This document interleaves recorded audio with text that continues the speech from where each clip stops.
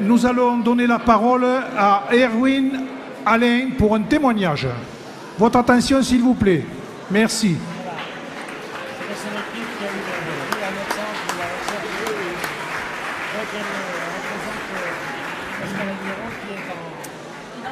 Bonjour, donc je m'appelle Erwan Alain, j'ai 24 ans.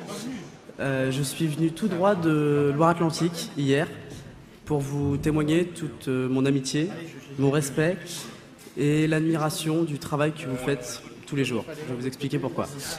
Donc, à l'âge de 13 ans, on m'a diagnostiqué une aplasie médulaire idiopathique, c'est-à-dire que c'est un dysfonctionnement de la moelle osseuse.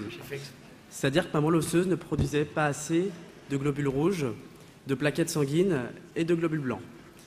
Donc, la première chose à faire et la priorité dans ce genre de pathologie, c'est pas de trouver un traitement efficace, c'est tout d'abord de rester en vie. Alors, comment on reste en vie? On reste en vie par des injections tous les jours pour stimuler les globules blancs. Ça, c'est la première chose. Ensuite, il y a besoin de dons de sang, que vous connaissez. C'est-à-dire que j'avais besoin d'un don de sang avec entre 2 et 3 kilos de sang suivant les moments, tous les 15 jours. Et j'avais aussi besoin de beaucoup de plaquettes. C'est-à-dire que tous les 5 jours, j'avais besoin d'une transfusion de plaquettes. Donc voilà un petit peu la pathologie. Ce qui fait que j'ai été atteint de cette maladie à peu près une dizaine d'années. J'ai reçu 450 transfusions lors de toute ma vie. C'est-à-dire que j'ai probablement du sang en moi d'entre vous, je pense. donc voilà, je vous remercie. Alors, comment on a trouvé une issue positive à ce problème? Après un traitement de SAL, pour ceux qui connaissent ce traitement qui a échoué, la seule option était la greffe de moelle osseuse. J'ai la chance d'avoir un frère jumeau, 100% compatible, qui a pu me donner donc sa moelle.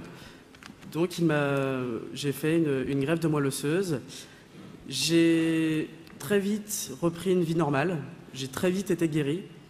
Seul petit problème, c'est qu'au bout d'un an, j'ai rechuté. Donc c'est comme ça. Donc il a fallu refaire une greffe. Les médecins ont pris la décision de retenter le coup avec un protocole en amont un petit peu plus puissant pour pouvoir être plus performant. Donc cette deuxième greffe a fonctionné. Pareil, j'ai repris une vie normale pendant 9 mois. Donc, et après, une rechute. Le diagnostic des médecins est que nos 2 moelles avec mon frère jumeau étaient trop compatibles. C'est-à-dire qu'on était trop compatibles. Ce qui est un paradoxe aussi bien pour moi que pour vous, j'imagine. Donc il a fallu s'orienter vers un donneur externe à la famille. Donc un travail de recherche a été fait par le CHU et l'EFS de Nantes. Ils ont fait un travail considérable. Et après des mois, je crois 6 mois de recherche, ils ont trouvé la meilleure solution qui était du sang de cordon ombilical pour pouvoir faire cette 3e greffe. 15 jours avant cette greffe, on a trouvé un 2e sang de cordon qui a pu être intégré dans la poche. Et c'est ce 2e cordon qui a pris. Et aujourd'hui, ça fait maintenant 4 ans, 4 ans et demi même, que j'ai été greffé. Tout va bien. Je mène une vie normale. Je travaille tous les jours. J'ai même pu créer une société avec mon frère jumeau qui était le donneur. Donc voilà. Donc, cette épreuve m'a permis d'apprendre beaucoup de choses, énormément de choses sur la vie. Je profite, comme vous vous doutez, de la vie énormément. Même quand j'étais malade, j'ai été un petit peu le dernier de la classe des malades. Je ne faisais pas ce que les médecins me disaient de faire, c'est-à-dire que tout ce qu'il ne fallait pas faire, je le faisais. C'était une façon pour moi de dire à la maladie « je continuerai à vivre normalement ». Et j'ai tout fait pendant cette maladie pour vivre le plus normalement possible. C'est-à-dire que je voulais absolument pas, je me plaignais surtout pas. J'allais toujours bien. Quand les gens me demandaient, j'allais toujours bien. Je ne voulais surtout pas que les gens aient de la pitié pour moi. J'étais déjà malade, alors vous imaginez si on mettait de la pitié en plus. Donc je ne voulais surtout pas de ça. Et j'ai continué à faire mes études, à travailler et à garder une vie le plus normale possible. Et je ne pouvais pas faire autrement parce que dans ce genre de maladie, c'est vrai que c'est moi qui étais malade. Mais pour arriver à un résultat positif, c'est toute une équipe qui s'est battue avec moi. Donc il y a vous qui vous êtes battus, sans le savoir directement, mais vous êtes battus.